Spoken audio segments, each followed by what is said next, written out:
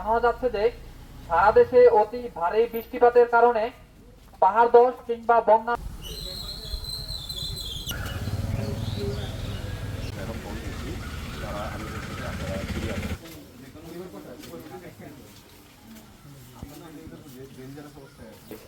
চার দিনের যে পাহাড়ের সামনে আছে না, তার পাহাড় কিন্তু জায়গা আপনারা আপাতত আমাদের স্কুল আছে না, স্কুলে যান, ওইখানে খাওয়া দাওয়ার ব্যবস্থা আছে আমাদের, ঠিক আছে? আজকে চলে যান, বৃষ্টি আর ওটা 4 দিন হবে, এই বৃষ্টি যে শুরু হচ্ছে আর সামনে আরো বৃষ্টি হবে, ঠিক আছে? বন্যা না হলে আপনার পাহাড় ধস হবে, কারণ অনেক এই যে আমরা দেন না পাহাড়ের না না ঠিক আছে, সমস্যা। আজকে চলে যান, এই রান্না বান্না হচ্ছে, খাবার দাবার খাবার দাবার খায়, বৃষ্টি হয়ে আপনারা চলে যায়, আর ওইখানেও খাবার দাবার থাকবে, আমাদের লোক আছে, দুই পরিবার আছে।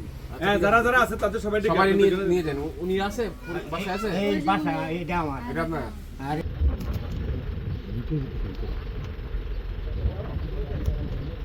ক্ষতির জন্য জানানো যাচ্ছে যে সারা দেশে অতি ভারী বৃষ্টিপাতের কারণে পাহাড় ধস কিংবা বন্যার সম্ভাবনা রয়েছে। তাই আপনাদের যান ও মালের নিরাপত্তার স্বার্থে আপনাদের সকলকে নিকটতম আশ্রয় কেন্দ্রে অবস্থান করার জন্য আহ্বান জানাচ্ছি। উক্ত আশ্রয় কেন্দ্রে আপনাদের থাকার এবং খাবারের ব্যবস্থা করা রয়েছে। দিঘালা উপজেলা প্রশাসনের সমন্বয়ে উক্ত আশ্রয় কেন্দ্রে যুব রেড ক্রিসেন্ট দিঘালা উপজেলা টিম সবসময় আপনাদের সেবায় নিয়োজিত থাকবে।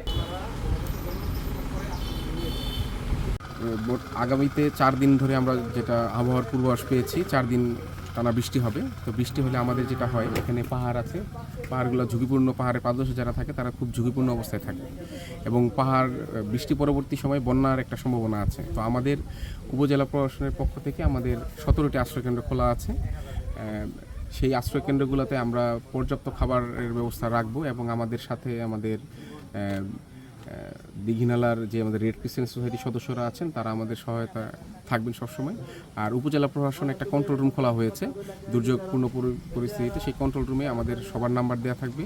যে কোনো পরিস্থিতিতে আমরা সেই একটা টিম গঠন করে দেওয়া হয়েছে, সেই টিমের যে কারো সাথে যোগাযোগ করলে আমরা তাৎক্ষণিকভাবে যে ব্যবস্থা নেব।